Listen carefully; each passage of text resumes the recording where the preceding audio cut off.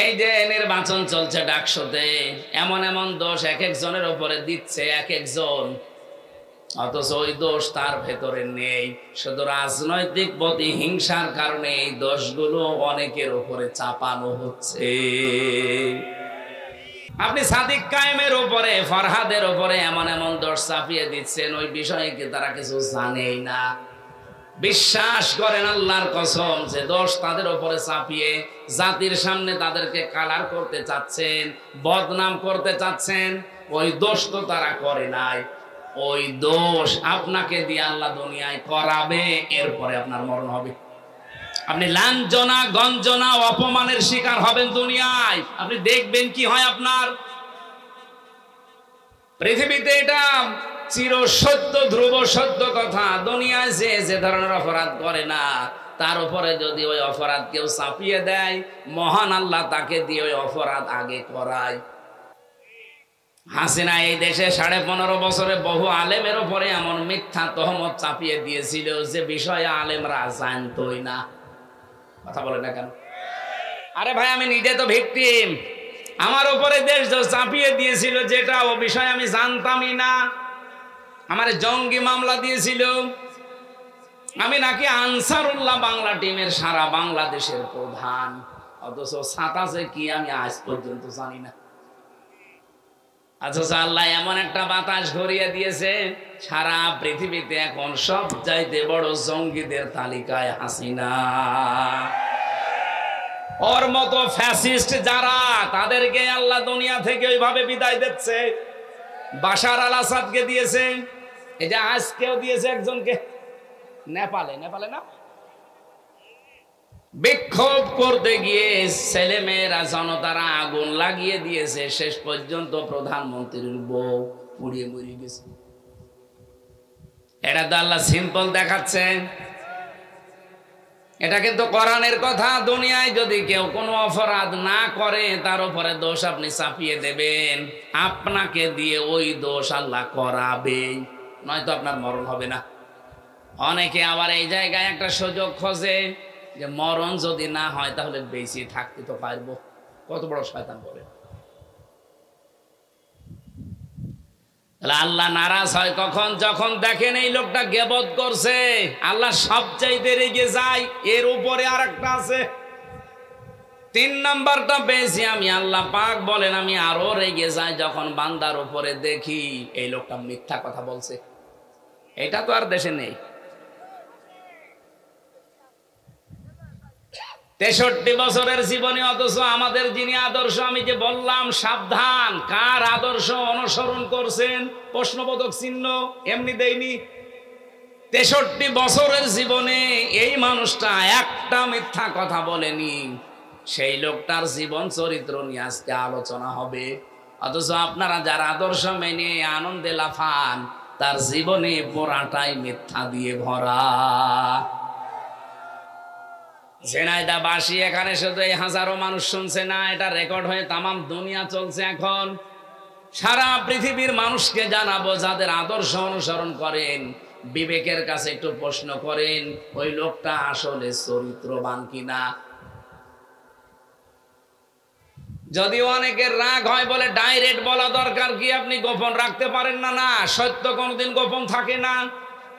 বাংলাদেশে এখন চরিত্রবান সত্যই মানুষ যদি ছাত্র সংগঠনে আপনি খুঁজতে চান, ইসলামপন্থী ছাত্র সংস্থা ছাড়া আপনি খুঁজে পাবেন না।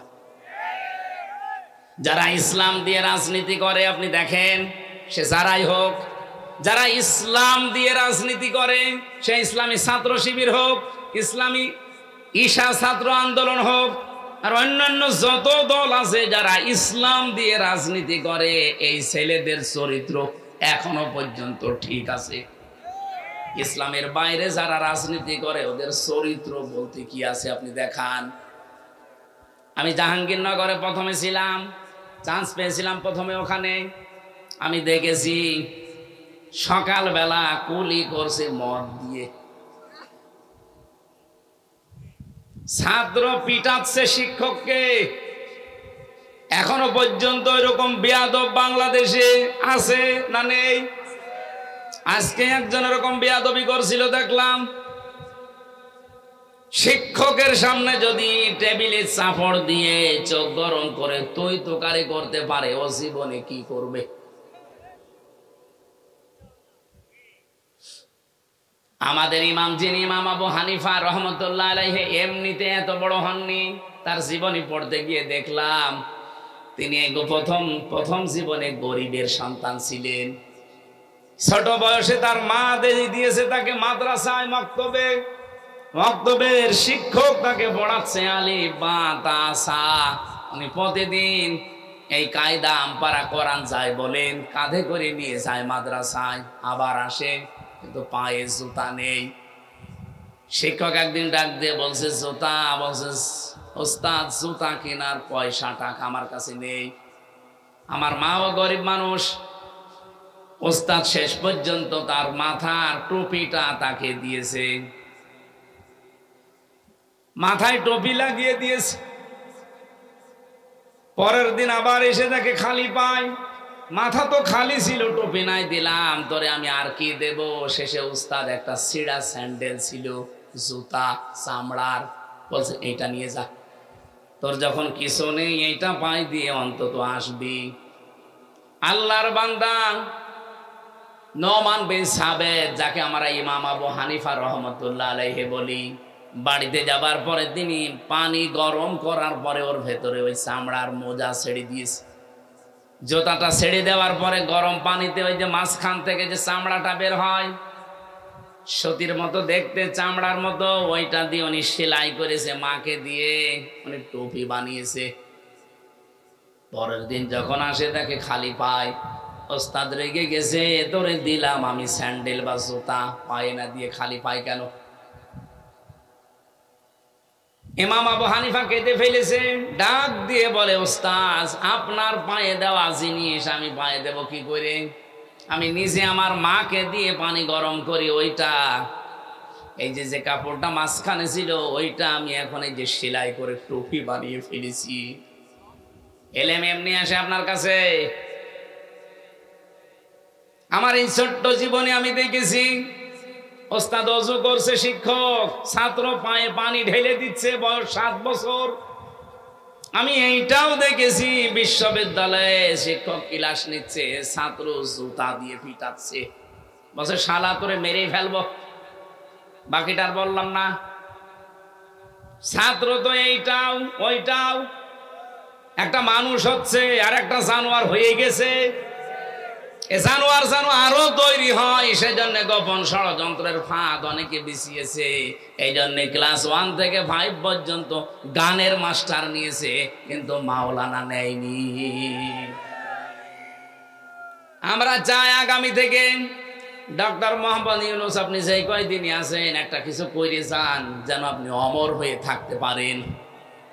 ফেব্রুয়ারির 12 তারিখে বলেছেন যে নির্বাচন দিয়ে আপনি বিদায় নেন, কিন্তু এমন একটা কাজ আপনি 92% মুসলমানের দেশে করে যান, এই দেশে আগামীতে কিয়ামত পর্যন্ত যত সন্তান আসবে তারা 5 পর্যন্ত পড়লেই যেন আলেম হয়ে যায়। একজন করে আলেম শিক্ষক নিয়োগ দেওয়ার পক্ষে আপনারা নেই? বলেন বলেন, দাবি আছে কার কার? এই দাবিটা আমার সাথে হাত তোলেন তো, লিল্লাহে তাকবীর। এটা শুধু ঝিনাইদহবাসীর দাবি না, সারা বাংলাদেশের 18 কোটি মানুষ, দল মত জাতি বর্ণ ধর্ম নির্বিশেষে সবার আহ্বান এটা। আশা করছে ডক্টর ইউনূস তাদের দায়িত্ব নিয়েছে, তারা যেন পাস বুঝতে পারে। এটা একটা গভীর ষড়যন্ত্র। গানের মাস্টার নিয়োগ দিলেন, সেখানে টাকা লাগবে না। শরীর চর্চার মাস্টার নিয়োগ দিয়েছেন, টাকা লাগবে না। মুসলমানদের টাকা দিয়ে আপনি বেতন দেবেন গান শেখাতে, নাচ শেখাতে, শরীর চর্চা করতে। এই মুসলমানদের টাকা দিয়ে একজন আলেমকে রাখার ক্ষমতা আপনার হয় না। এমনিতেও মাস্টার্সে পড়ে শিক্ষক পিটাবে। আজকে এই গয়েশ চন্দ্র, কি ওর নাম? গয়েশ চন্দ্র, হ্যাঁ, গণেশ। এই গণেশের বাচ্চা গণেশ আজকে যা করেছে একজন শিক্ষকের সামনে, এটা কোনো ছাত্রের আচরণ হতে পারে না। এর আচরণ যদি এই হয়, ওর সামনে কি করবে ওর চোখ মুখ দেখে জাতি বুঝে ফেলেছে। আশা করব আপনারা একটা মাজলুম দল যারা সর্বোচ্চ দায়িত্বে আছেন এরকম বেয়াদব গুলোকে ঘাড়ে ধাক্কা দিয়ে বের করে দিন। আমার আজকের আলোচনার বিষয়টা আমি আগে বলে দিচ্ছি। আমি এভাবে সাজিয়েছি কোরআনের এই আয়াত দিয়ে, আমি তাফসীর থেকে এগুলো বানিয়েছি। সাবধান, কার আদর্শ অনুসরণ করছেন। যেহেতু সিরাত মাহফিল, আলোচনার বিষয় কি বললাম? সাবধান। এরপরে একটা আশ্চর্যবোধক চিহ্ন আছে। এরপরের শব্দটা হচ্ছে কার আদর্শ অনুসরণ করছেন, প্রশ্নবোধক চিহ্ন। মঞ্চে বসা ওলামা ইকরাম, সামনে বসা মুসলমান ভাইরা, পর্দার আড়ালের সম্মানিতা মা এবং বোনেরা, প্রাণ প্রিয় ঝিনাইদহবাসী, দরবারে ইলাহিতে এই গুরুত্বপূর্ণ সময়ে, রাতের বেলা, রবিউল আউয়াল মাসে শুকরিয়া তান সকলে বলেন আলহামদুলিল্লাহ। পৃথিবীর মানুষকে আল্লাহ 4টা জিনিস দিতে পারলে খুশি। এদিকে তাকা। পৃথিবীর মানুষকে আল্লাহ 4টা জিনিস দিতে পারলে উনি খুশি, কিন্তু মানুষ এই 4টা পেলে নারাজ হয়ে যায়। আল্লাহ খুশি দিতে পেরে, মানুষ নিতে পেরে খুশি না বেজার? বেজার। এটা মুসলিম শরীফের হাদিস। নবীজি বলেন, 1 নম্বরে আল্লাহ যদি কারো ঘরে কন্যা সন্তান দিতে পারে আল্লাহ খুশি হয়। কিন্তু আমরা যারা দুনিয়াতে আছি, সে যেই হোক, প্রাথমিকভাবে কন্যা পেলেই মানুষ নারাজ। এই যে মেয়ে হলেই মানুষ নারাজ হয়ে যায়, এই স্বভাব কোনো মুসলমানের না, কোনো ইমানদারের না। ওয়া ইদা বুশিরা আহাদুহুম বিল উনসা যাল্লা ওয়াজহুহু মুসওয়াদ্দান ওয়া হুয়া কাযীম। সূরা নাহলের ভেতরে এসেছে, আল্লাহ বলেন, যখন আপনি কন্যা হয়েছে এই সংবাদ দেবেন, কাফের যারা, তাদের মুখ কালো হয়ে যাবে। আরে কন্যা হয়েছে কথা বললে মুখ কালো হয় কাদের? আর বাংলাদেশে কালো হয় কাদের?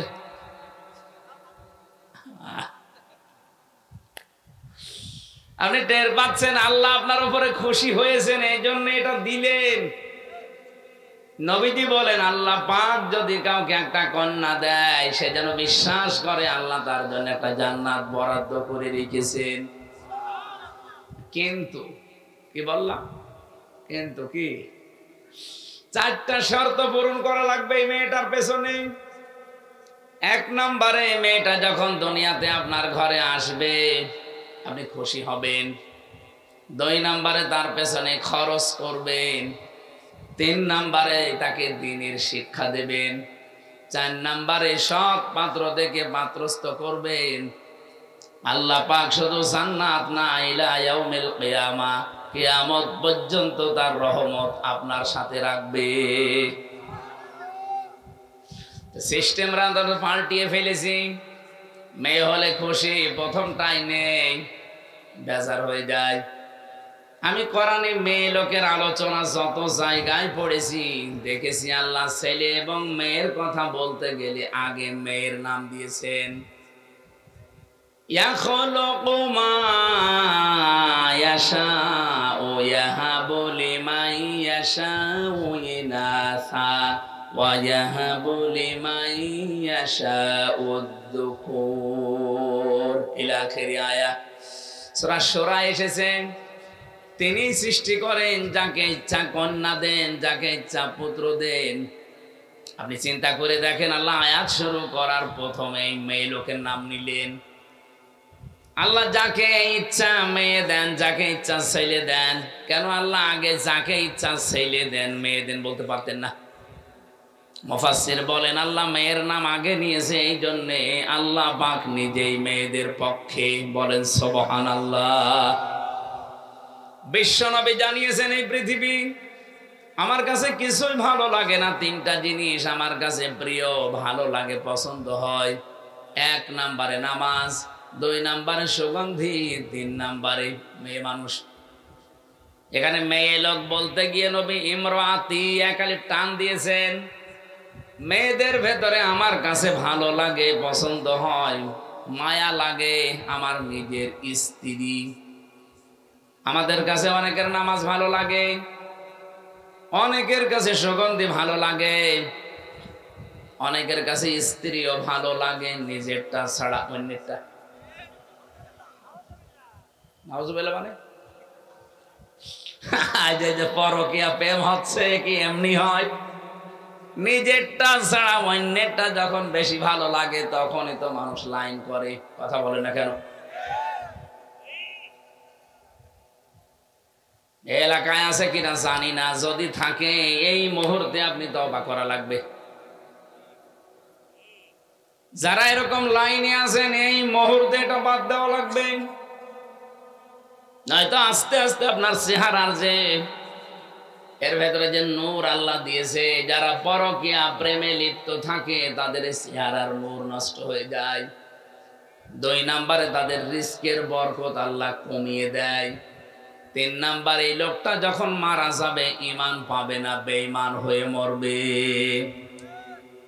এত বড় ভয়ঙ্কর কথাগুলো শোনার পরে কারা এই পাপ ছেড়ে দিতে রাজি আছেন? হাত তোলেন তো। 2 হাত তুলেছো তুমি, দাড়িওয়ালা মানুষ, লজ্জা থাকা দরকার। কার সাথে লাইন আছে জিজ্ঞেস করেন তো। আমার মনে হয় ভাবির সাথে লাইন আছে। না না, আমি হাসির জন্য বলি না।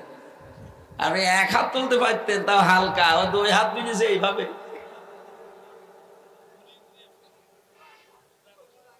যদি কেউ থেকে থাকেন আশা করছি ওনার মতো ছেড়ে দেবেন। বিশ্বনবী জানিয়েছেন, কোন ঘরে যদি একটা আল্লাহওয়ালা মেয়ে লোক থাকে, ওই বাড়িওয়ালা যেন বিশ্বাস করে জান্নাতের একটা টুকরা আল্লাহ তাকে দিয়েছে। এখানে যারা বাবা আছি, মেয়ের বাবা, এই যে 4টা কথা বললাম, যেটা করলে কিয়ামত পর্যন্ত, শুধু ইলা ইয়াউমি, ইলা দুনিয়া পর্যন্ত নবী দেননি, ইলা ইয়াউমিল কিয়ামা, কিয়ামত পর্যন্ত আল্লাহর দয়া রহমত তার উপরে থাকবে। তাহলে 1 নম্বরে আপনি খুশি হবেন, 2 নম্বরে তার পেছনে আপনি খরচ করবেন সাধ্য মতো, 3 নম্বরে তাকে দ্বীন শেখাবেন, 4 নম্বরে তাকে সৎ পাত্র দেখে পাত্রস্থ করবেন। যদিও বাংলাদেশে মেয়েদের বিবাহের বয়স ধরা হয় 18 বছর, কিন্তু কোরআন হাদিস অনুযায়ী মেয়েদের বিবাহের বয়স ধরা হবে যেই দিন তার শরীর খারাপ হবে ওই দিন থেকে। এটা 10 বছরে, 12 বছরে, 15 বছরে, 18 বছরে হতে পারে। সম্মানিতা মা বোন যারা বসে আছেন, এখানে একটা মাসলা বলি। অনেকেই বেহুশ আছেন, এ বিষয়ে কোনো খবর নেই, হুঁশ নেই। নামাজ কিন্তু ফরজ, রোজা কিন্তু ফরজ। অনেকে হেলায় খেলায় নষ্ট করে নামাজও শুরু করে, রোজাও রাখে, কিন্তু একেবারে মধ্যম বয়সে না। মেয়েদের যেই দিন শরীর খারাপ হবে ওই দিনের পর থেকেই পবিত্র হয়ে তার নামাজ যে আরম্ভ হয়ে গেল জীবনে, রোজা যে আরম্ভ হয়ে গেল, কোনোদিন সে আর এগুলো ছাড়তে পারবে না। শুধু মাসে 3 দিন, 5 দিন, 7 দিন, 10 দিন বাদ দিয়ে ওর জীবনে নামাজও বাদ নেই, রোজাও বাদ নেই। কথা বোঝা গেছে? এই মাসলাটা যারা জানতেন না, আজকে থেকে আমল করবেন। আপনার মেয়ে যদি 10 বছরে বা 12 বছরে, 15 বছরে শরীর খারাপ হয়েছে, আপনার স্ত্রী তো জানে, ওর পরে কোনোদিন যেন এই মেয়েটা আর ফরজ নামাজ বাদ দিতে না পারে। যদি হেলায় খেলায় নষ্ট হয়ে যায়, আপনার আমল নামায় কবিরা গুনাহ উঠতে থাকবে। এই যে নামাজ পড়লো না আপনার এই মেয়েটা, বালেগা হওয়ার পরেও কিয়ামতের দিন এই মেয়েটাকে যখন সর্বপ্রথম আল্লাহ তুলবে, আপনারা জানেন সবাই, আউয়ালু মা ইউহাসাবু বিহিল আবদু ইয়াউমাল কিয়ামাতিস সালাহ। কিয়ামতের দিন আল্লাহ তার সামনে দাঁড় করিয়ে সর্বপ্রথম নামাজের হিসাব নেবেন। এই মেয়েটাকে যখন জিজ্ঞাসা করবে, তোমার শরীর খারাপ হয়েছিল 13 বছর বয়সে, আর নামাজ আরম্ভ করেছো 20 বছর বয়সে, এই 7টা বছর যে নামাজ পড়ো নাই, কার আন্ডারে ছিলে? এই মেয়েটা নির্দ্বিধায় ওই দিন কিন্তু আপনার দোষ দেবে। কথা বলেন না কেন? নির্দ্বিধায় বলবে, ওয়াকালাল্লাযীনা কাফারু রব্বানা আরিনাল্লাযাইনি আযাল্লানা মিনাল জিন্নি ওয়াল ইনস নাজআলুহুমা তাহাতা আকদামিনা লিয়াকুনা মিনাল আসফালিন। সূরা হামিম সাজদার 29 নম্বর আয়াতে এসেছে, রব্বুল আলামিন বলেন কাফেরেরা ওই দিন বলবে, রব্বানা, হে আমাদের প্রতিপালক, আরিনা, আমাদেরকে দেখান, আদাল্লানা মিনাল জিন্নি ওয়াল ইনস, ওই সমস্ত জিন আর মানুষদের যারা দুনিয়াতে আমাদেরকে পথভ্রষ্ট করেছিল, তারা নিজেরা হেদায়ের উপরে চলতো, আমাদেরকে চালাতো না, ওদেরকে ডাক দেন। এখানে ডাক দেন বলতে ডাক দেওয়া হবে সর্বপ্রথম তার গার্জিয়ান, মা আর বাবা, বড় ভাই, এদেরকে। রব্বুল আলামিন ব্যাখ্যা দিচ্ছেন নিজে কিভাবে কি করবে জানো। এই সন্তানটা মাকে আর বাবাকে দেখার পরে বলবে, কাছে আসেন। নাজআলহুমা তাহাতা আকদামিনা, আল্লাহ কদম দিতে পারতেন, আকদাম বহু বচন দিয়েছেন। আপনার এই আদরের মেয়েটা, আপনার আদরের ছেলে আপনাকে ডাক দিয়ে নিচে ফেলবে আর মুখের উপরে জোড়া লাথি দেবে। আপনার মেয়ের বয়স এখন 17 বছর, আমার জাদু ঘুমাচ্ছে, ঘুমা করে, নামাজে দরকার নেই এখন, অথচ এই জাদু আপনার মুখে জোড়া লাথি মারবে। আমি এটা বানালাম না, বলেন? এখানে হাজারো মানুষ আমরা এরকম চরিত্রের আছি, বহু মানুষ আমি জানি ছেলেকে মেয়েকে মহব্বতে ভালোবাসায় ফজরের নামাজে ডাকতে চায় না, এমনকি এমন বউ আছে ডাক দিলে আবার রাগ করে।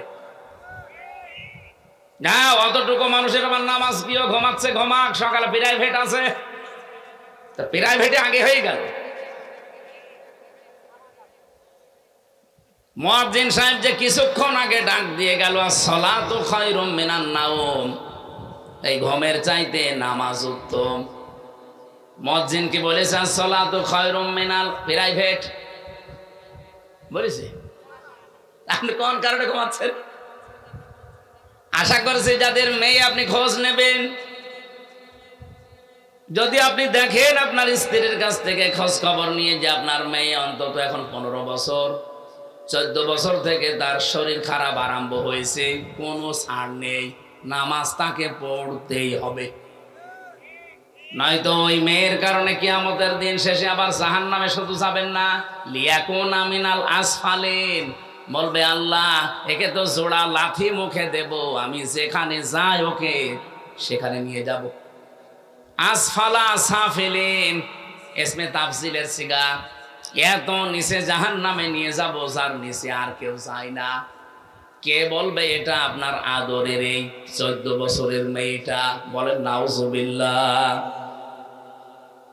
নবীজি এজন্যই জানিয়েছেন মেয়ে যখন আসবে খুশি হবা, কারণ 4 জন ফেরেশতার সঙ্গে সঙ্গে ওই ঘরের ভেতরে এসে বলে এই দুর্বল দেহটা একটা দুর্বল দেহ থেকে বের হয়ে এসেছে, এই মেয়েটাকে যা আদর করবে, দিন শেখাবে, সৎ পাত্রে পাত্রস্থ করতে পারবে, কিয়ামত পর্যন্ত আল্লাহর রহমতের ফেরেশতাদের দোয়া তার সাথে থাকবে।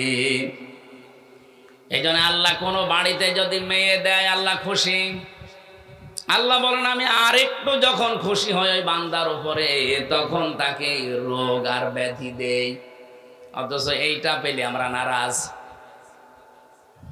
আপনি কি জানেন আপনার শরীরে যে ফোট বের হয়, এই ফোট বের হওয়ার কারণে আপনার পাপ মাফ হয়?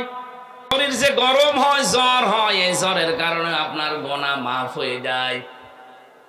হোঁচট খেয়েছেন, একটু ব্যথা লেগেছে, রক্ত বের হয়ে গেছে, যা পেয়েছেন কষ্টটা, এর কারণে আপনার একটা পাপ মাফ হয়ে গেছে। এই জন্য মুমিনের কাছে যদি রোগ আর ব্যাধি আসে, আল্লাহ বলেন আমি তার উপর আর একটু বেশি খুশি, এই জন্য তাকে মাফ করার এই চিন্তা। কিন্তু আমরা নারাজ হই অনেকেই। 3 নম্বরে আল্লাহ বলেন আমি যদি আর একটু বেশি খুশি হই এই বান্দার উপরে, তখন তার বাড়িতে আমি মেহমান পাঠাই। কিন্তু এখানে আমরা যারাই আছি, যে আছি না কেন, মানুষের যে আচরণ, স্বভাব সুলভ, মেহমান দেখলে খুশি হওয়া দূরের কথা, অধিকাংশ মানুষ নারাজ। আল্লাহ বলেন আমি মেহমান পাঠালে একটু বেশি খুশি হই, আর আমরা নারাজ হয়ে যাই। 4 নম্বরে যখন বান্দার উপরে একেবারে খুব বেশি খুশি হয়ে যায় ফাইনাল, তখন আমি সেই এলাকায় বৃষ্টি নাজিল করি। সিস্টেম অপর পৃষ্ঠায় দেখুন, নবীজি বলেন, এটা মুসলিম শরীফের হাদিস, আল্লাহ পাক সবচাইতে বেশি রাগান্বিত হয় দুনিয়ায় 4টা কাজে, কিন্তু বান্দা বান্দি দুনিয়ায় এই 4 কাজ করতে পেরে খুশি। 1 নম্বরে মানুষ খুশি হয় যৌতুক পেয়ে, আর আল্লাহ নারাজ হয় এইটা দেখলে। এসে নাই দায় যৌতুক নেই। পাশের জেলা আমার কুষ্টিয়া, সংস্কার যখন আরম্ভ হয়েছে, এই 2 মহিলা এতদিন আমাদের মাথার উপরে ছিল, যৌতুক নামে মানবতার সাথে এই মহা কৌতুক আজও বন্ধ করতে পারে নাই। এখন যিনি আছেন তিনিও পারছে না। আশা করছি আগামীতে ইসলাম আসলে এই যৌতুক ঝাঁটা পিটাই করে বিদায় করা হবে। এখানে মনে হয় যৌতুক খাওয়া কেউ নেই। অনেক সন্তান খেতে চায় না, বাধ্য হয় তার বাবা আর মায়ের কারণে। এ বাবা বানা এটা ডাইনি। আমার তো যতটুকু কোরআন হাদিস পড়ে আমি পেয়েছি, কেউ যদি যৌতুকের টাকা খাওয়ার ইচ্ছা করেন, এই ইচ্ছাকে দাবিয়ে রাখার জন্য আপনি নিজের পায়খানা নিজে খেয়ে ফেলবেন। কি নাউজুবিল্লাহ বলেন কেন? আপনি যদি এইটা শুনে নাউজুবিল্লাহ বলেন, পায়খানা খেলে একটা গুনাহ হয় মাত্র, আর যৌতুকের টাকা নিলে ডবল গুনাহ হয়। 1 নম্বরে কবিরা গুনাহ, 2 নম্বরে জুলুমের গুনাহ। যারা এই কাজ করছেন আপনারা বন্ধ করেন। বিশেষ করে এই যে বরযাত্রী যাওয়া মেয়ের বাড়িতে, এর মতো ছোট লোকই কাজ কারবার দুনিয়ায় আর হয় না। কোন কারণে বরযাত্রী যাও? এটা এসেছে হিন্দুদের সংস্কৃতি থেকে, অথচ ইসলাম থেকে যেটা এসেছে, এখানে অধিকাংশ মুসলমান এই কাজ করে না। সেটার নাম অলিমা। কি মুসলমানেরা বিয়ে করবে কি বরযাত্রী না অলিমা? এখানে কারা অলিমা করেছেন হাত তোলেন তো। আন্দাজে হাত তো, অলিমা বসো।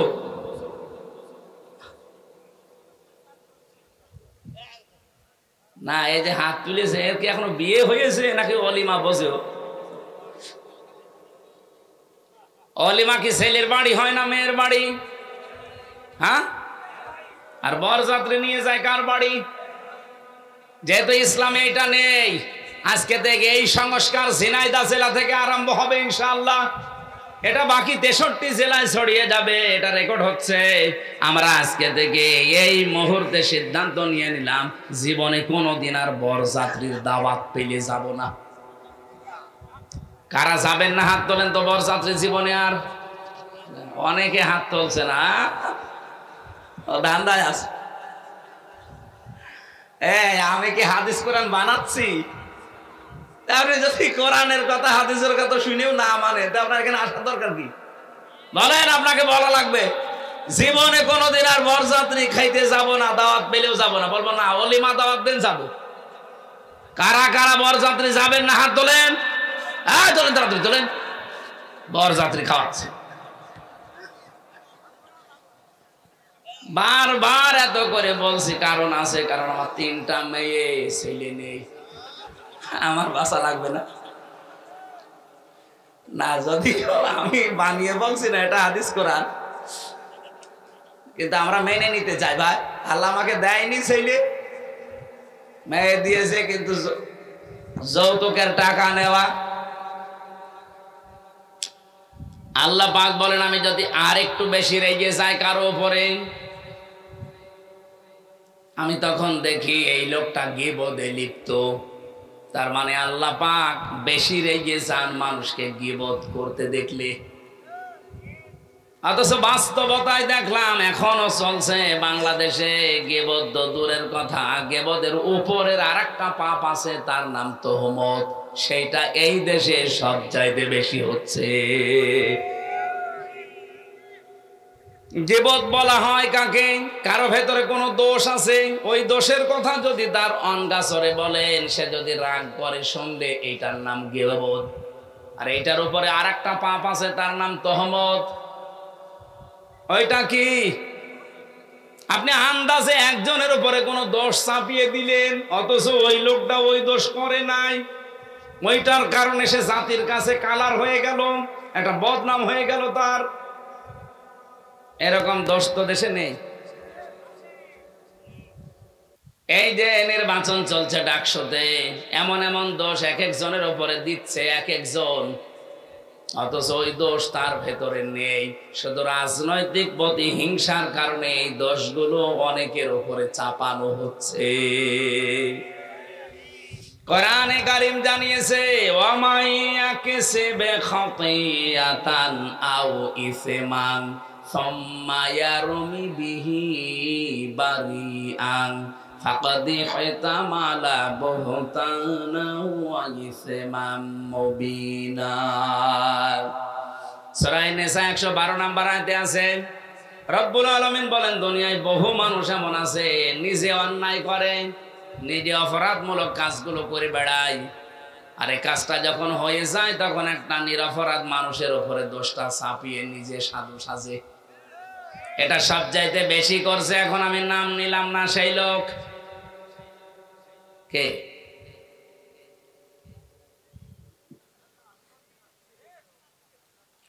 সবচাইতে বেশি করছে এখন এই লোক, নাম নিলাম না, কোন লোক? সেই লোক। আশা করছি সে বুঝবে, সে যেন থামে।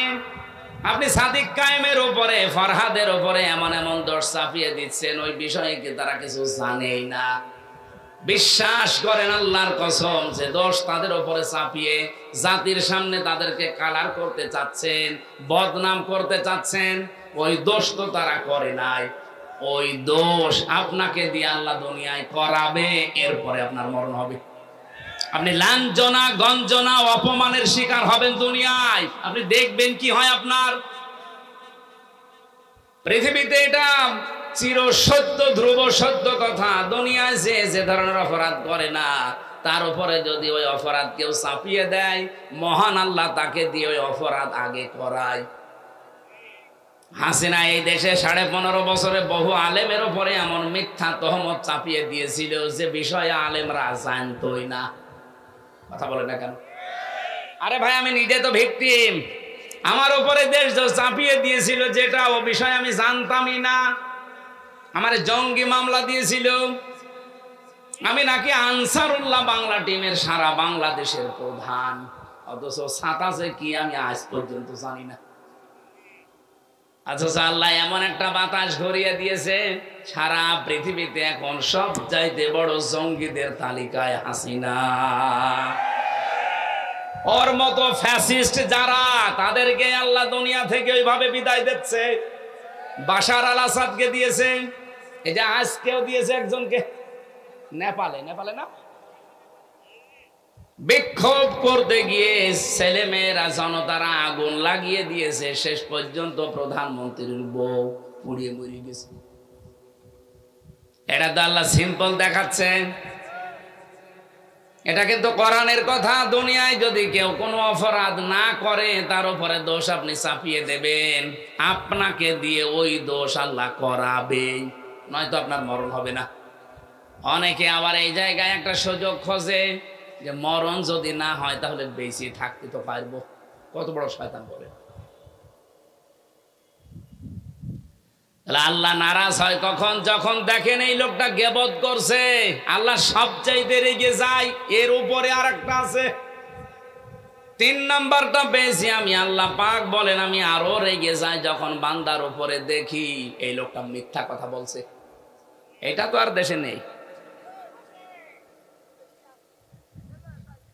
63 বছরের জীবনে, অথচ আমাদের যিনি আদর্শ, আমি যে বললাম সাবধান, কার আদর্শ অনুসরণ করছেন প্রশ্নবোধক চিহ্ন এমনি দেয়নি। 63 বছরের জীবনে এই মানুষটা একটা মিথ্যা কথা বলেনি। সেই লোকটার জীবন চরিত্র নিয়ে আজকে আলোচনা হবে। অথচ আপনারা যারা আদর্শ মেনে আনন্দে লাফান, তার জীবনে পুরাটাই মিথ্যা দিয়ে ভরা। ঝিনাইদহবাসী এখানে শুধু এই হাজারো মানুষ শুনছে না, এটা রেকর্ড হয়ে তামাম দুনিয়া চলছে। এখন সারা পৃথিবীর মানুষকে জানাবো, যাদের আদর্শ অনুসরণ করেন বিবেকের কাছে একটু প্রশ্ন করেন ওই লোকটা আসলে চরিত্রবান কিনা।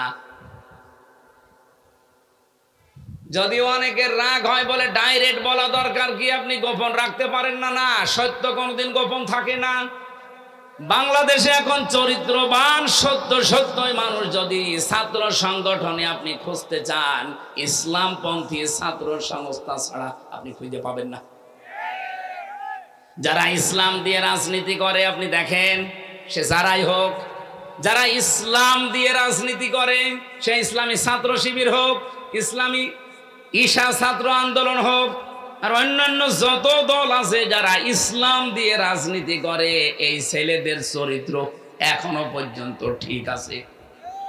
ইসলামের বাইরে যারা রাজনীতি করে ওদের চরিত্র বলতে কি আছে আপনি দেখান।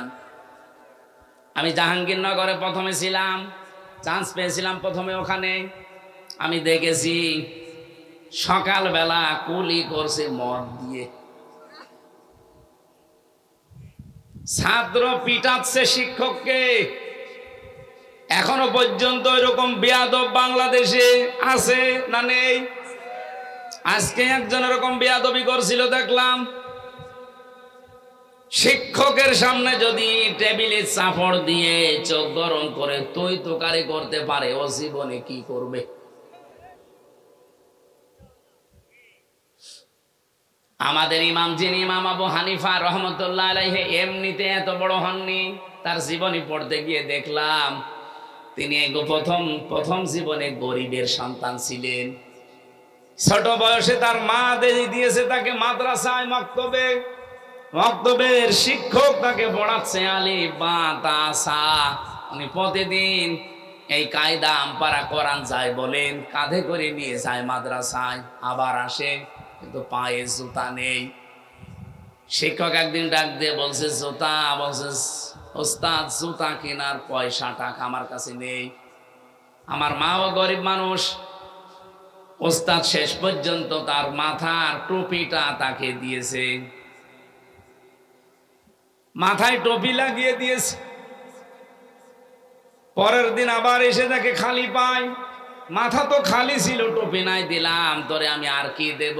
শেষে উস্তাদ একটা ছিঁড়া স্যান্ডেল ছিল, জুতা চামড়ার, বলছে এইটা নিয়ে যা, তোর যখন কিছু নেই এইটা পাই দিয়ে অন্তত আসবি। আল্লাহর বান্দা নোমান বিন সাবেত, যাকে আমরা ইমাম আবু হানিফা রহমতুল্লাহ আলাইহি বলি, বাড়িতে যাবার পরে তিনি পানি গরম করার পরে ওর ভেতরে ওই চামড়ার মোজা ছেড়ে দিয়েছে। জুতাটা ছেড়ে দেওয়ার পরে গরম পানিতে ওই যে মাঝখান থেকে যে চামড়াটা বের হয়, সতীর মতো দেখতে, চামড়ার মতো, ওইটা দিয়ে উনি সেলাই করেছে, মাকে দিয়ে উনি টুপি বানিয়েছে। পরের দিন যখন আসে তাকে খালি পায়। ওস্তাদ রেগে গেছে, তোরে দিলাম আমি স্যান্ডেল বা জুতা, পায়ে না দিয়ে খালি পায় কেন? ইমাম আবু হানিফা কেঁদে ফেলেছে, ডাক দিয়ে বলে ওস্তাদ আপনার পায়ে দেওয়া জিনিস আমি পায়ে দেব কি করে? আমি নিজে আমার মাকে দিয়ে পানি গরম করি, ওইটা এই যে কাপড়টা মাঝখানে ছিল ওইটা আমি এখন এই যে সেলাই করে টুপি বানিয়ে ফেলেছি। এলেম এমনি আসে আপনার কাছে? আমার এই ছোট্ট জীবনে আমি দেখেছি ওস্তাদ ওযু করছে, শিক্ষক ছাত্র পায়ে পানি ঢেলে দিচ্ছে, বয়স 7 বছর। আমি এইটাও দেখেছি বিশ্ববিদ্যালয়ে শিক্ষক ক্লাস নিচ্ছে, ছাত্র জুতা দিয়ে পিটাচ্ছে, বলছে শালা তোরে মেরে ফেলবো। বাকিটার বললাম না। ছাত্র তো এইটাও ওইটাও, একটা মানুষ হচ্ছে আর একটা জানোয়ার হয়ে গেছে। জানোয়ার যেন আরো তৈরি হয়, সেজন্য গোপন ষড়যন্ত্রের ফাঁদ অনেকে বিছিয়েছে। এই জন্য ক্লাস 1 থেকে 5 পর্যন্ত গানের মাস্টার নিয়েছে, কিন্তু মাওলানা নেয়নি। আমরা চাই আগামী থেকে ডক্টর মোহাম্মদ ইউনূস আপনি যেই কয়দিনই আছেন একটা কিছু করে যান, যেন আপনি অমর হয়ে থাকতে পারেন। ফেব্রুয়ারির 12 তারিখে বলেছেন যে নির্বাচন দিয়ে আপনি বিদায় নেন, কিন্তু এমন একটা কাজ আপনি 92% মুসলমানের দেশে করে যান, এই দেশে আগামীতে কিয়ামত পর্যন্ত যত সন্তান আসবে তারা 5 পর্যন্ত পড়লেই যেন আলেম হয়ে যায়। একজন করে আলেম শিক্ষক নিয়োগ দেওয়ার পক্ষে আপনারা নেই? বলেন বলেন, দাবি আছে কার কার? এই দাবিটা আমার সাথে হাত তোলেন তো, লিল্লাহে তাকবীর। এটা শুধু ঝিনাইদহবাসীর দাবি না, সারা বাংলাদেশের 18 কোটি মানুষ, দল মত জাতি বর্ণ ধর্ম নির্বিশেষে সবার আহ্বান এটা। আশা করছে ডক্টর ইউনূস তাদের দায়িত্ব নিয়েছে, তারা যেন পাস বুঝতে পারে। এটা একটা গভীর ষড়যন্ত্র।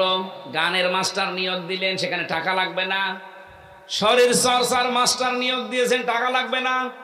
মুসলমানদের টাকা দিয়ে আপনি বেতন দেবেন গান শেখাতে, নাচ শেখাতে, শরীর চর্চা করতে। এই মুসলমানদের টাকা দিয়ে একজন আলেমকে রাখার ক্ষমতা আপনার হয় না। এমনিতেও মাস্টার্সে পড়ে শিক্ষক পিটাবে। আজকে এই গয়েশ চন্দ্র, কি ওর নাম? গয়েশ চন্দ্র, হ্যাঁ, গণেশ। এই গণেশের বাচ্চা গণেশ আজকে যা করেছে একজন শিক্ষকের সামনে, এটা কোন ছাত্রের আচরণ হতে পারে না। এর আচরণ যদি এই হয়, ওর সামনে কি করবে ওর চোখ মুখ দেখে জাতি বুঝে ফেলেছে। আশা করব আপনারা একটা মাজলুম দল, যারা সর্বোচ্চ দায়িত্বে আছেন, এরকম বেয়াদব গুলোকে ঘাড়ে ধাক্কা দিয়ে বের করে দিন।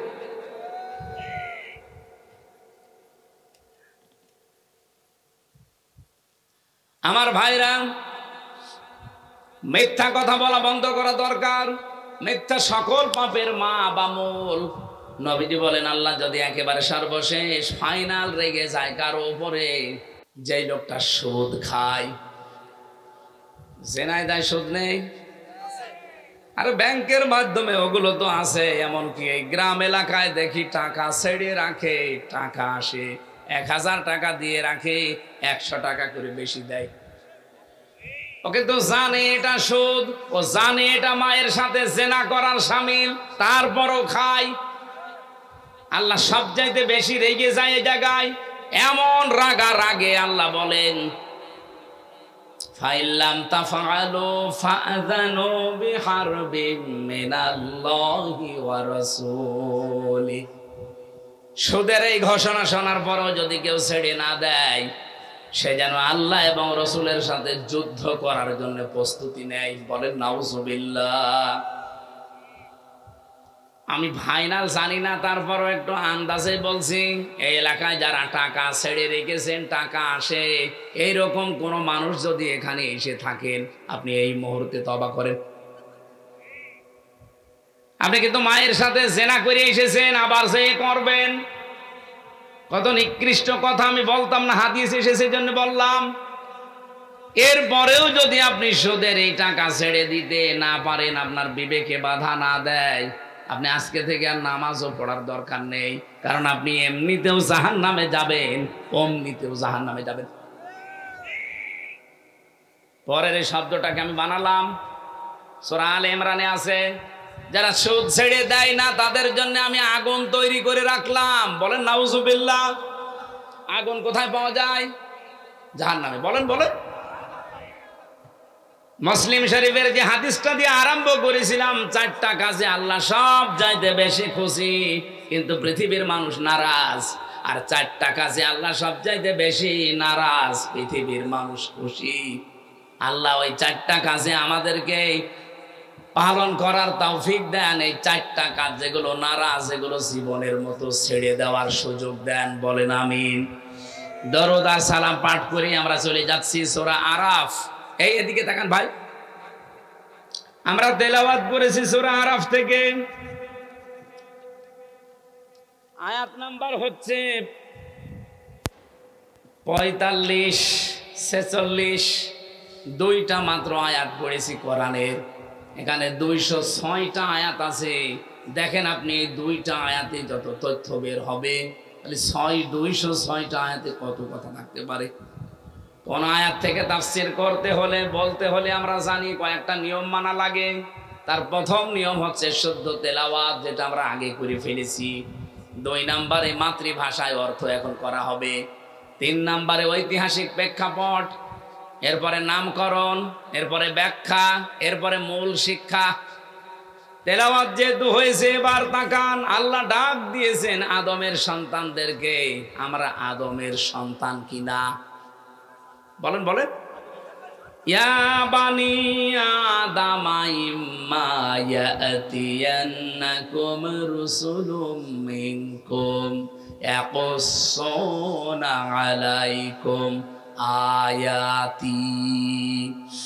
আল্লাহ পাক বলেন, হে বনি আদম সন্তান, ইম্মা ইয়াতিয়ান্নাকুম রুসুলুম মিনকুম, তোমাদের কাছে, তোমাদের মধ্য থেকে রাসূল পাঠিয়েছিলাম। ইয়াকুসসুনা আলাইকুম আয়াতি, আমার আয়াতগুলো তারা তেলাওয়াত করে করে তোমাদেরকে শুনিয়েছে, বর্ণনা করে।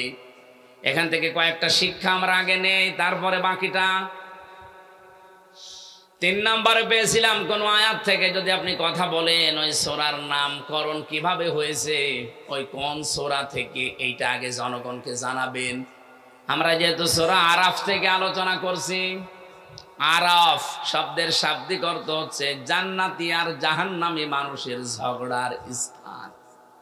2 নম্বর ব্যাখ্যা, আরাফ মানে জাহান্নাম আর জান্নাতের মাঝখানে একটা প্রাচীর, একটা দেওয়াল। নবীজি বলেন, এখানে আল্লাহ কিছু মানুষকে বসিয়ে রাখবে।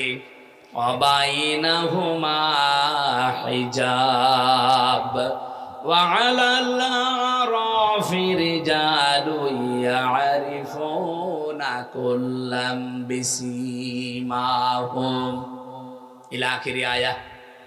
রব্বুল আলামিন বলেন, তাদের মাঝখানে একটা হিজাব বা পর্দা দেওয়া থাকবে, যেটা প্রাচীর বা দেওয়াল বলা হয়। কিছু মানুষকে আল্লাহ ওখানে বসাবে, ওদেরকে আল্লাহ জান্নাতেও দেবে না, জাহান্নামেও দেবে না। হাদিসের শেষ পর্যন্ত আমি পড়ে দেখেছি, কোথায় দেবে এ কথা আর নেই। এখন আমার প্রশ্ন, সাহাবী এই প্রশ্নই করেছিলেন, হে নবী, এদেরকে আল্লাহ জান্নাতে দেবে না কোন কারণে? নবীজি ব্যাখ্যা করতে গিয়ে বলেছিলেন, সাহাবী, এদের জীবনে সব ভালো ছিল, কিন্তু মা বাবার সাথে সম্পর্ক ভালো ছিল না। ঝিনাইদহ বাসী এটা পড়লে আমার কেমন যেন ভয় লাগে। বাংলাদেশে আমরা বহু সন্তান এমন আছি, সব আমাদের ভালো, কিন্তু মা বাবার সাথে সম্পর্ক আমরা ভালো করতে পারছি না। কথা বলে না কেন? এই জায়গায় যারা সব চাইতে বড় বাধা, আমার মা বাবার সাথে আমার সম্পর্কটা খারাপ করার পেছনে, আমি তো কয়েকটা মানুষকে খুঁজে পেয়েছি, দেখেন তো আপনার সাথে মেলে কিনা। 1 নম্বরে আমার শাশুড়ি, 2 নম্বরে আমার বউ। তাই বলে আমারটা না, ওইটা বলে আমি মায়ের খাবো?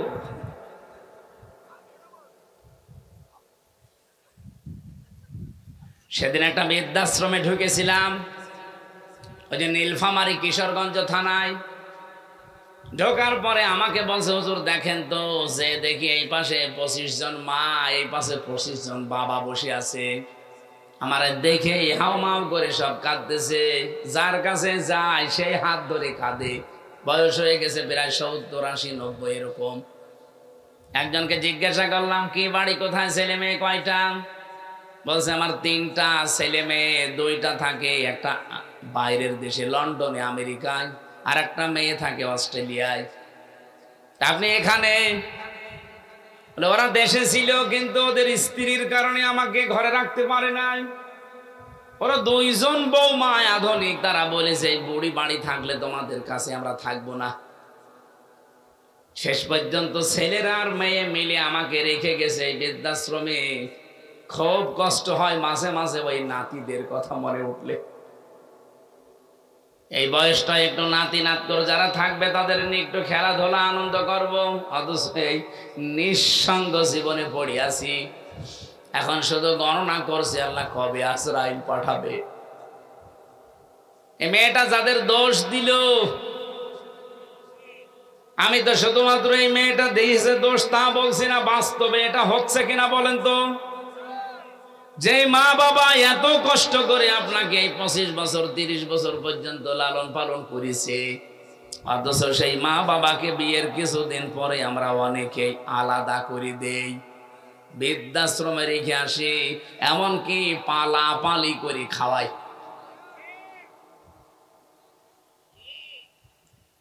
একজন মায়ের পেটে 22টা সন্তান, এতগুলো সন্তান তার পেট থেকে বের হয়, এতটুকু পেটে 22টা সন্তানের জায়গা হয়েছিল। অথচ এই মা এই 22টা সন্তানের বাড়িতে এখন 3 দিন 7 দিন করে পালা পালা করে খায়। আরে ভাই, আপনার তো আরো খুশি হয়ে তাকে নিজের কাছে রাখার জন্য প্রতিযোগিতা করা দরকার, লটারি করা দরকার। প্রত্যেকেই যদি এই লটারি করতো, আমার মনে হয় মা কারো ভাগে না, সারা জীবন একজনের ভাগেই চলে যেত। আমরা পারছি না। আপনি জান্নাতে যেতে পারবেন না, এই জায়গায় দাঁড়িয়ে থাকবেন। আপনার নামাজ ছিল, রোজা ছিল, পর্দা ছিল, ভালো ব্যবহার ছিল, মা বাবার সম্পর্ক আপনি ঠিক রাখেন নাই। আল্লাহ তুমি আমাদেরকে এই সমাজে এরকম অবস্থা থেকে বাঁচাও, বলেন আমিন। বিশ্বনবী বলেন এদেরকে আল্লাহ জান্নাতেও দেবে না। সাহাবী বলেন হুজুর জান্নাতে দেবে না কেন? নবীজি বলেন জান্নাতে দেবে না এ কারণে, জাহান্নামে দেবে না। এরা সব কিছু হয়তো কম বেশি অনেক কিছু দুনিয়ায় করেছে, একটা কাজ তাদের জীবনে অ্যাক্টিভ ভাবে ছিল, তারা ইসলামকে প্রতিষ্ঠা করার জন্য আন্দোলন করত। আজ বাংলাদেশ জামাত ইসলামী যেটা করছে, ইসলামকে প্রতিষ্ঠা করার জন্য না শুধু ক্ষমতায় দেওয়ার জন্য। আপনি যতই উল্টাপাল্টা চিন্তা করেন, আপনি খারাপ, তাই আপনার চিন্তাও খারাপ। কিন্তু যারা অ্যাক্টিভ জামাত ইসলামী বাংলাদেশে যোগ দিয়েছে, কসম আল্লাহর, এরাও যদি মনে করে না একমাত্র শুধুমাত্র কেবলমাত্র আমার ক্ষমতায় দরকার, ক্ষমতা দরকার আমার, এই জন্যে আমি এই চেয়ারে বসে ভালো কাজে আঞ্জাম দিতে চাই। কারণ আমি এতদিন দেখেছি এখানে যারা বসেছে, এখানে অবৈধ কাজই বেশি হয়েছে। কোরআন শরীফে সবচাইতে বেশি যে আয়াতটা আমরা পড়ি, জানি, শুনি, তার নাম তা'মুরুনা বিল মারুফ তানহাউনা আনিল মুনকার। আল্লাহ বলেন ভালো কাজে আদেশ দাও, অন্যায় কাজে নিষেধ করো না। এটা বাংলা অর্থ হয়নি। তা'মুরুনা বিল মারুফ, তোমরা আদেশ করবা পরিচিত কাজের, তানহাউনা আনিল মুনকার, তোমরা অন্যায় কাজে বাধা দিবা, প্রতিবন্ধকতা সৃষ্টি করবা। বাংলার মুসলমানেরা কথা বললে শুধু রাজনীতি মনে হয় আপনার কাছে, কথা বললে আপনার কাছে ধান্দাবাজি মনে হয়। বলেন তো 54 বছরে ভালো কাজ বলেন, পরিচিত কাজ বলেন যেগুলো, এগুলো কি আদেশের জায়গায় আছে? নেই। এটা অনুরোধের জায়গায় আমরা নিয়েছি। এটা যদি আদেশের জায়গায় রাখতাম, আল্লাহর কসম এই দেশে কেউ সাদাবাজি করে টিকে থাকতে পারতো না। এই জন্য আহ্বান জানাচ্ছি, আশার সঞ্চার করতে চাই, যদি সাদাবাজ মুক্ত দেশ চান, যদি আগামীতে মিথ্যা মামলা, মিথ্যা সাক্ষী নিয়ে সারা জীবন জেলে থাকতে না চান, যা করেছেন করেছেন, ফিরে আসেন। বাংলাদেশ জামাত ইসলামীর পতাকা তলে ফিরে এসে দিনকে আজ বিজয় করে জায়গা মতো পৌঁছিয়ে দেন। কোনো দিন এই দেশে মিথ্যা মামলা, মিথ্যা সাক্ষী আপনার বিপক্ষে আর কেউ দেবে না। আমি গ্যারান্টি দিচ্ছি দেবে না। আপনি ইসলামকে জায়গা মতো একটু পৌঁছিয়ে দেন। 300 এমপি দেওয়া লাগবে না, মাত্র 151 জন এবার পাঠান। আমি তো সারা বাংলাদেশে স্পিকারই চালাচ্ছি। 151 জন যদি সত্যি এবার কোরআন বুকে নিয়ে যেতে পারে, 5 বছর লাগবে না, মাত্র 2 বছরেই বাংলাদেশ মিনি জান্নাত হয়ে যাবে। কারণ কোন জায়গায় কোন ঔষধ দেওয়া লাগে এটা ভালো জানে কে? বলেন বলেন। সাদাবাজি করা, সাদাও থাকবে না, বাজিও থাকবে না। চুরি এমন ঔষধ আল্লাহ দিয়েছে, চোর পুরুষ হোক নারী হোক, যদি সাক্ষ্য প্রমাণে ধরা পড়ে কোনো বিচার লাগবে না, হাত কেটে দেন। এ বাংলাদেশে চোর মুক্তই করতে পারে না। কেউ বলে আমি চোরের খনি পেয়েছি। চোর মুক্ত বাংলাদেশ তৈরি করার জন্য একটা ফর্মুলা শুধু আমরা প্রয়োগ করব সামনে। বাংলাদেশে 2-5 বছর না, 2 দিনে চোর মুক্ত হয়ে যাবে। কারণ কোন জায়গায় দুর্বলতা, কোন ঔষধ দেওয়া লাগবে এটা ভালো জানে কে? বলেন তো। আহ্বান জানাচ্ছি, যদি নিরাপদ পৃথিবী পেতে চান, নিরাপত্তার সাথে বসবাস করে দুনিয়ার জীবন ত্যাগ করতে চান, আসেন আমরা এবার সব ভুলে ইসলামকে জায়গা মতো পৌঁছিয়ে দেই। যদি দিতে না পারেন আর নিরাপদে থাকতে পারবেন না, আপনিও ওলিউল্লাহ মুকাদ্দাসের মতো গুম হয়ে যাবেন। হ্যাঁ, কথা বলেন না কেন? ব্যারিস্টার আরমানের মতো গুম হয়ে থাকবেন 8 বছর, আমান আজমির মতো 10 বছর গুম হয়ে থাকবেন। সামনে পরিবেশ কিন্তু আসবে যদি ইসলাম না যায়। শুধু ঠিক ঠিক করে পর্যন্ত শেষ করে দেবেন না। এবার ময়দান আসতেছে, হয় বদরের ময়দান নাই উহুদের ময়দান। বদরের ময়দানে যুদ্ধ হয়েছিল নিজের আপন বাবার সাথে আপন ছেলের, জামাইয়ের সাথে স্ত্রীর। এই কথা বলেন না কেন? এবারও সেই যুদ্ধের ময়দান আসতেছে শুধু ইসলামের জন্য। এবার দেখবেন আপনার বাবা আপনার বিরুদ্ধে চলে যেতে পারে, আপনার বউ আপনার বিরুদ্ধে চলে যেতে পারে, কিন্তু আমরা এবার ময়দানকে বদরের ময়দান মনে করবো ইনশাআল্লাহ।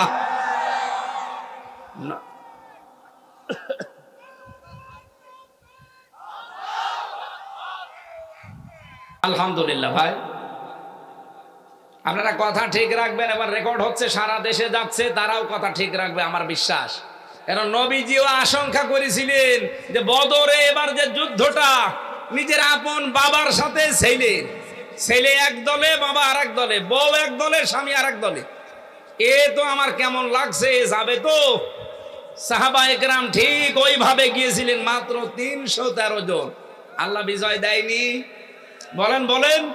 হ্যাঁ, হয়তো কিছু মানুষকে আল্লাহ শাহাদত বরণ করিয়েছে। এবার যদি ওই কাজ করা লাগে, শাহাদত বরণ নিজে করব, 10টাকে জাহান্নামে সাথে করে নিয়ে যাব।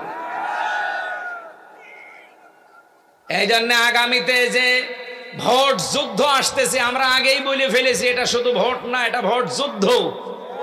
যুদ্ধের ময়দানে কেউ যেমন সূরা কিরাত পড়ে যায় না, জিনিসপত্র নিয়ে যায়, সাজসজ্জা সজ্জিত হয়ে যায়। আগামী থেকে এই ভোট যুদ্ধে যদি আমরা বিজয়ী হতে না পারি, এখন তো আর কি অবস্থায় আছেন, 100 গুণ খারাপ অবস্থা অপেক্ষা করছে। আমি আজকে ঝিনাইদহ শহরে বলছিলাম, অনেক আলেম পর্যন্ত এখনো পর্যন্ত অ্যাক্টিভ না, বলছে না, যদি ইসলাম না আসে তখন আমার ইমামতের কি হবে? আপনি ইমামতি নিয়ে আসেন। আর আপনার এইরকম আশঙ্কা তৈরি হয় কেন যে এবার ইসলাম আসবে না? একটা ছেলে যদি এলাকায় বলে বেড়ায় যে আমার বাবার সম্পদ আমি পাই কি না পাই, তাহলে মানুষ তারে পাগল বলবে না? যে তোর বাবার সম্পদ তুই পাবি না মানে এলাকার মানুষ পাবে? এই দেশ হচ্ছে মুসলমানদের, 92% মানুষ এখানে মুসলমান। কোরআনের আইন এবার জারি হবে না মানে হতেই হবে ইনশাআল্লাহ। কেউ হীনমন্যতায় ভুগবেন না, কেউ দুর্বল হবেন না, ভয় পাবেন না। ইসলাম এবার ক্ষমতায় যাবে। আপনি দেখেন না ডাকসুর নির্বাচন, একজন পেয়েছে 17,000 ভোট আর একজন পেয়েছে 3,000 ভোট। এখনো সত্যতা যাচাই করতে পারিনি। আসার সময় দেখছিলাম, আমার মনে হয় 12টার পরে ওটা ফাইনাল ঘোষণা আসবে। ঢাকা থেকে শুরু করে সারা বাংলাদেশে শুধু একটাই আওয়াজ হবে, নারায়ে তাকবীর। জবান খুলে বলেন লিল্লাহে তাকবীর। এটা শুনতে চান না এবার, নাকি শুনবেন ওইটা আবার? না, আমরা মুসলমানের এই দেশে আর কোন তাকবীর শুনতে চাই না। যদি তাকবীর শুনতে হয়, লিল্লাহে তাকবীর। মন থেকে বলবেন, হার্টের রোগ থাকলে ভালো হয়ে যাবে। রব্বুল আলামিন বলেন, নবীজি বলেন, এই মানুষগুলো শুধু ইসলাম কায়েমের জন্য চেষ্টা চালিয়েছে, এই জন্য আল্লাহ তাদেরকে জাহান্নামে দিচ্ছে না। এই আয়াতের দিকে তাকিয়ে রাসূলের কথা যেহেতু আমি 100% বিশ্বাস করি, এই হিসাবে বলছি, এই বাংলাদেশে যারা দিন কায়েমের চেষ্টায় আছেন, একামতে দিনের সাথে লেগে আছেন, আপনি বিশ্বাস করতে পারেন আপনি জাহান্নামে যাবেন না। হ্যাঁ, জান্নাতে যেতে পারবেন না যদি মা বাবার সাথে আচরণ খারাপ থাকে, সেটা আগে ঠিক করে নেন। যেহেতু নবীজি বলেননি যে কোথায় যাবে, যদি মনে করেন ওই জায়গায় আমাদের বসে থাকা লাগে এই আরাফ নামক প্রাচীরের ওপরে, তাহলে আমার মতো কপাল পোড়া আর কেউ। সুতরাং আমাদের এক্ষুনি পরিবর্তনের সময়।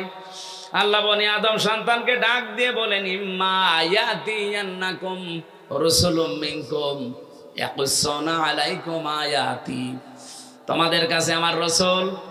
এখানে আল্লাহ রাসূল এক বচন দিতে পারতেন, রাসূলুন বহু বচন দিয়েছেন। আমার প্রশ্ন হচ্ছে এখন কি রাসূল আছে? তাহলে আল্লাহ রাসূলুন দিলেন কেন? আয়াতের তাফসিরে ফি জিলালিল কোরআন সাইয়্যিদ কুতুব লিখেছেন কিয়ামত পর্যন্ত রাসূল থাকবে না, কিন্তু রাসূলের নায়েব থাকবে, উত্তরাধিকারী থাকবে, নায়েবে রাসূল থাকবে, আলেম ওলামা আসবে। আল উলামা ওয়ারাসাতুল আম্বিয়া, এরাও নবীর উত্তরাধিকারী, নায়েবে রাসূল। ইয়াকুসুনা আলাইকুম আয়াতি, তারা বর্ণনা করবে আমার আয়াতসমূহ। আজ বাংলাদেশে আলেম যারা সত্যিকারের, তারা কিন্তু কোরআন থেকে আল্লাহর আয়াতগুলো, ইতিহাসগুলো বর্ণনা করে আমাদের সতর্ক করে, কিন্তু আমরা উল্টা বুঝি। রব্বুল আলামিন বলেন আলেমদের মুখে, নায়েবে রাসূলদের মুখে এই কথাগুলো শোনার পর ফামানিত্তাকা ওয়া আসলাহা, যে ব্যক্তি আল্লাহকে ভয় করার নীতি অবলম্বন করবে আর নিজেকে সংশোধন করে নেবে, আলা খাউফুন আলাইহিম, কোনো ভয় নেই তাদের জন্য, ওয়ালা হুম ইয়াহজানুন, কোনো চিন্তাও নেই। বলেন সুবহানাল্লাহ। সুতরাং নবীর উম্মতের ভেতরে আমরা যারা শামিল হতে চাই, এই মুহূর্তে নিজেদেরকে আল্লাহর ভয় তৈরি করে থেমে যাওয়া লাগবে। আল্লাহর আয়াতগুলো শুনলে আপনি সঙ্গে সঙ্গে থমকে দাঁড়াবেন, থেমে যাবেন। ওয়াসলাহা, নিজেকে পরিবর্তন করার নিয়তে সংশোধন হয়ে যাবেন। নবীজির হাদিস পড়েছিলাম কুল্লু উম্মতি ইয়াদখুলুনাল জান্নাহ, আমার প্রতিটি উম্মত জান্নাতে যাবে ইল্লা মান আবা, শুধু আবা বাদ দিয়ে। সাহাবী প্রশ্ন করলেন মান হিয়া আবা, আবা কি? নবীজি বললেন মান আতাআনি দাখালাল জান্নাহ, যে ব্যক্তি আমার অনুসরণ করে চলবে পূর্ণাঙ্গ জীবনে, এই লোকটা আমার সাথে জান্নাতি। অমান আসানি ফাকাদ আবা, আর যারা আমার কথা শোনার পর আমার অবাধ্য হয়ে যাবে, পরিবারে আমার অবাধ্য, সমাজে আমার অবাধ্য, রাষ্ট্রে আমার অবাধ্য, রাজনীতিতে অবাধ্য, সব জায়গায় যখন অবাধ্যতা পাওয়া যাবে, ফাকাদ আবা, ওই লোকটাই অস্বীকারী, ওই লোকটাই জাহান্নামী। বলেন নাউজুবিল্লাহ। এত নাম ধরে ধরে, এত সতর্ক করার পরেও যদি কোনো মানুষের বিবেকে ধাক্কা না লাগে, আমার তো মনে হয় এখন আর কোরআন শরীফ, বুখারী শরীফ, মুসলিম শরীফ দিয়ে হবে না। এ জাতির জন্য এখন বুখারী শরীফ লাগবে। আশা করছে আপনাদের বিবেক খুলবে, আপনি এখন থেকেই নিজেকে সংশোধন করার জন্য এই মুহূর্তে সিদ্ধান্ত নেন। দুনিয়া কিন্তু পুরাটা ধোঁকা, একেবারে বাস্তব বলছি, পুরা জীবনের পুরাটা আমার আল্লাহ কোরআনে তুলে ধরেছেন। ইয়ালামু আন্নামাল হায়াতুদ দুনিয়া লাইবুন ওয়া লাহবুন ওয়া তাফাখুরুম বাইনাকুম ওয়া তাকাসুরুম ফিল আমওয়ালি ওয়াল আওলাদ।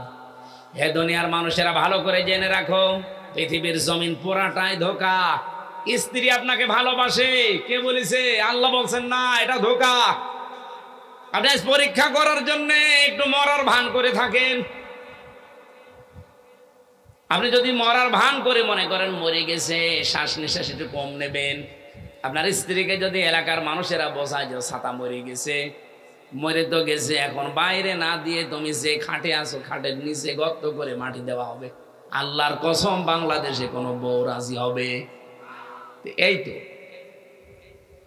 আমি এটা সবচাইতে বেশি বুঝেছি এবং বিশ্বাস করি জেলখানায় যাবার পর। আমি জানি যে এগুলো পুরাটা ধোঁকা, কারণ এই নির্জন জীবনে একা একা 3টা বছর যখন রাতের বেলা থাকতাম, ভাবতাম যে আল্লাহর এই আয়াত কত সত্য। এজন্য দুনিয়ার এই সত্য জীবন যেহেতু ধোঁকা, আল্লাহর ভাষায়, আমরা যেন এই ধোঁকায় পড়ে আমাদের বিশাল জীবন নষ্ট করি না ফেলি। এমনকি আমি নিজেও। আল্লাহ আমাকে আগে আমল করার তৌফিক দাও, বলেন আমিন। কোন সন্তানাদির পেছনে পড়ে, কোন স্ত্রী, কোন মা বাবার পেছনেও পড়ে আপনি এমন কোন কাজ করতে যাবেন না যেটার দ্বারা আপনার আখিরাত নষ্ট হয়ে যায়।